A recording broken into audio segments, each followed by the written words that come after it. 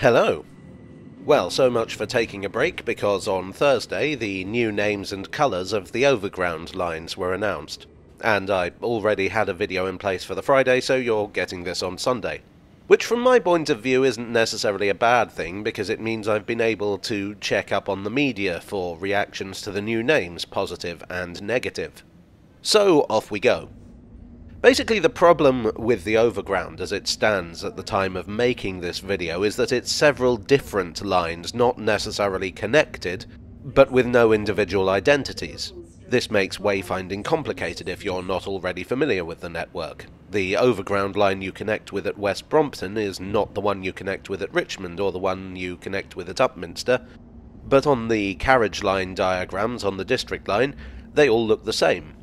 And if there are problems on an Overground line, the information screens at present just say that there are problems on the Overground, which is not hugely helpful in itself. So I 100% agree that there is justification for giving the lines individual names.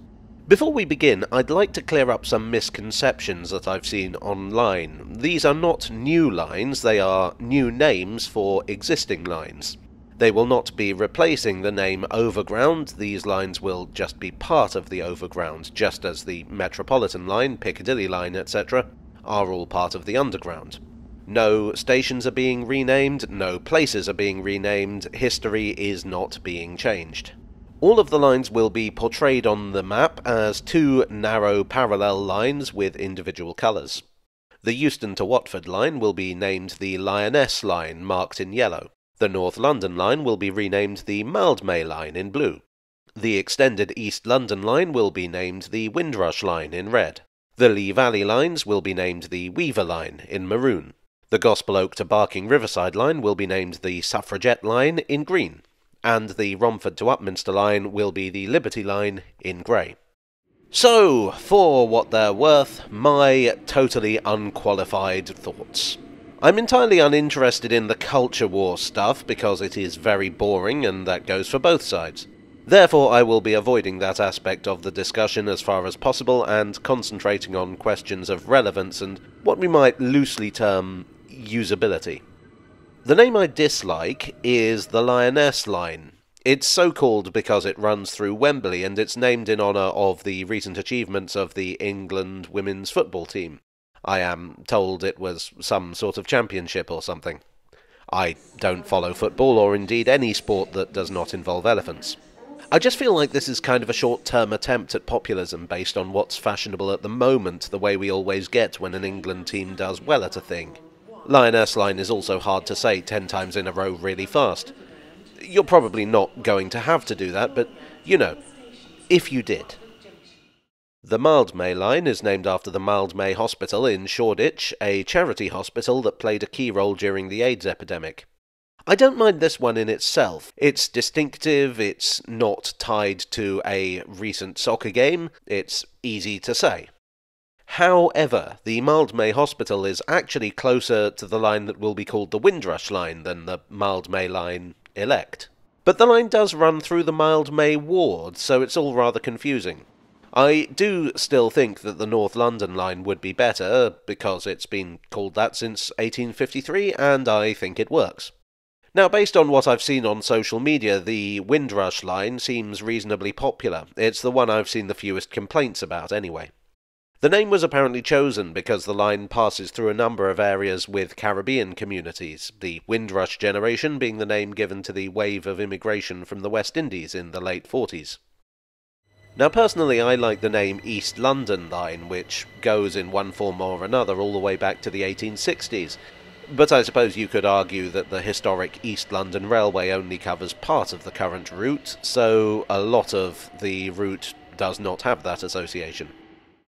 I am not a fan of the name Suffragette Line.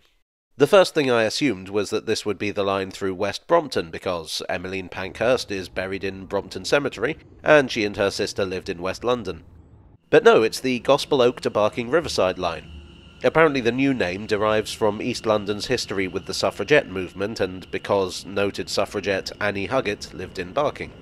But East London's radical politics are far from limited to the suffragette movement, nor was the suffragette movement a purely East London thing. Nor does the line only serve East London. It just seems very arbitrary to me. But I think the most important point is that this was already known as the Goblin, which is an excellent name.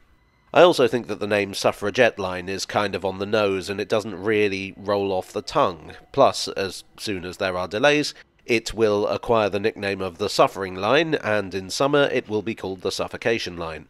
This is inevitable and cannot be prevented. A few people over on Reddit suggested that something like the Pankhurst Line might have been a better compromise, and I'm sort of inclined to agree. The Weaver Line is the lines from Liverpool Street to Enfield, Cheshunt, Chingford. It represents the association of places along the route with the textile industry, so places like Bethnal Green, Spitalfields, and further out at Walthamstow you have your boy William Morris. The textile industry in Spitalfields goes back several centuries and actually kind of ties the area together, weaves it together, if you will. It encompasses many different generations and several different cultures. It's a fascinating subject, and honestly, if I said everything there is to say about it here, you'd be listening to me for hours, and no one wants that. And finally, there's the Liberty Line. This is kind of a weird one in that I think the press release did not explain it very well.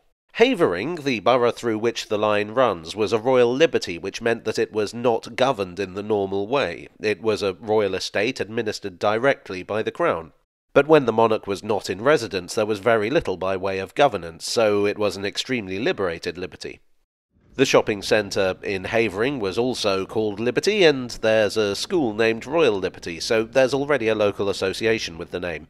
I'm actually going to say, and I think I'm sort of going against the grain here, that I think this is the best name of the six. It has a strong local association, it derives from history, and it's easy enough to say. That being said, the line is usually known as the Romford-Upminster Line. The name I favoured was the Emerson Line, after Emerson Park, the only station between Romford and Upminster. The service was also, in the past, nicknamed the Push and Pull, or One Lung Charlie. Actually, no, I'm changing my mind. They should call it One Lung Charlie. Not even the One Lung Charlie line, just One Lung Charlie. I have no strong opinions on the colours of the lines, other than to say that the tube map is going to be complicated whatever you do. There are just too many lines. I will say that I was hoping one of the lines would still be orange, maybe the Windrush line, because the East London line's been orange since 1990. I've heard people argue that the names are too political or whatever, but so were the Jubilee line and the Elizabeth line, let's be honest. Again, I don't think all the names really work, but I'm just some guy. What I will say is that in the long run, whatever the names represent becomes almost irrelevant. The name of a line becomes abstract. How many people look at the name Central Line and think of the Central London Railway, or the Jubilee line and think of the 1977 Silver Jubilee? And how many people remember the outrage about the Baker Street and Waterloo becoming the Bakerloo? I think it's basically just me at this point.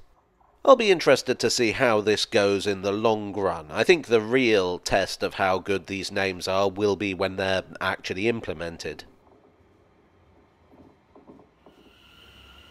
Well, I hope you enjoyed this video. If so, please do leave a like and consider subscribing for more. I would like to thank my donors on Ko-fi, on Patreon, and here on YouTube for your generous support. You are the distinctive colour to my individual line. And I will see you all again very soon. Cheerio.